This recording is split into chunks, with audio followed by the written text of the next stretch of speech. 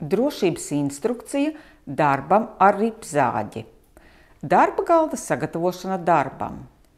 Pedagogs apskata iekārtu un pārbauda darba virsmas apgaismojumu, elektroierīces iezemējumu, pārliecinās par asmeņa brīvu griešanos.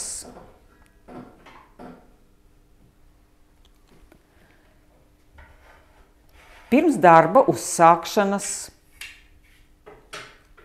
uzģērbjam piemērotu priekšautu,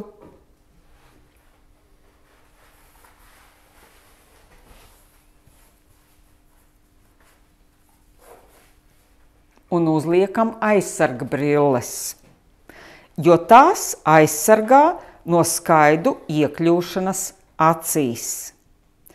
Sakārtojam garus matus ar matu gumiju.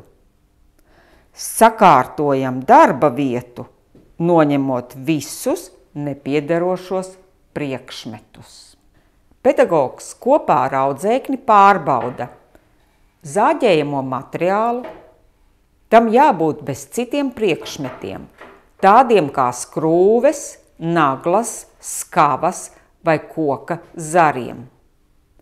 Jebkurš no iepriekš minētiem priekšmetiem var veicināt ripzāģa asmeņa vaļīgumu un kļūt par bīstamu rotējošu asmeni. Audzēknis pārbauda ripzāģa ieslēgšanas un izslēgšanas pogas darbību. Zaļā ieslēgšanas poga, sarkanā izslēgšanas poga.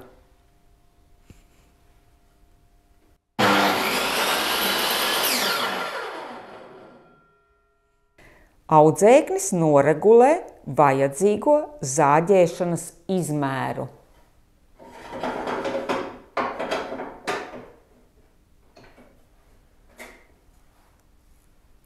Novieto materiālu uz darba virsmas tā zāģēšanai.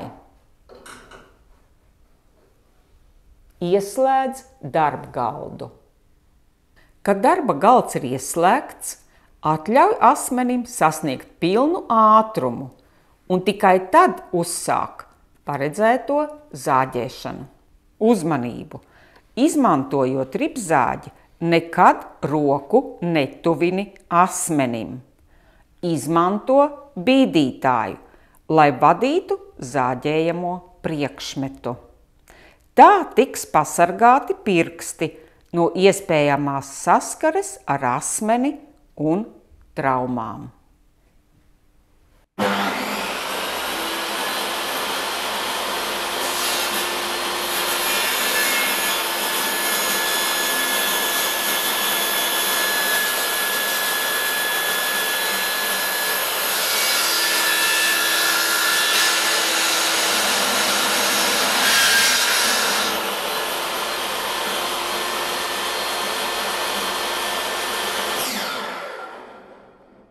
Kad detaļa ir nozāģēta, tad izslēdz darba galdu.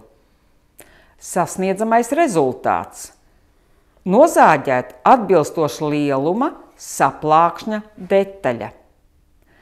Darbu beidzot, sakārto darba vietu un atstāj to tikai ar pedagoga atļauju.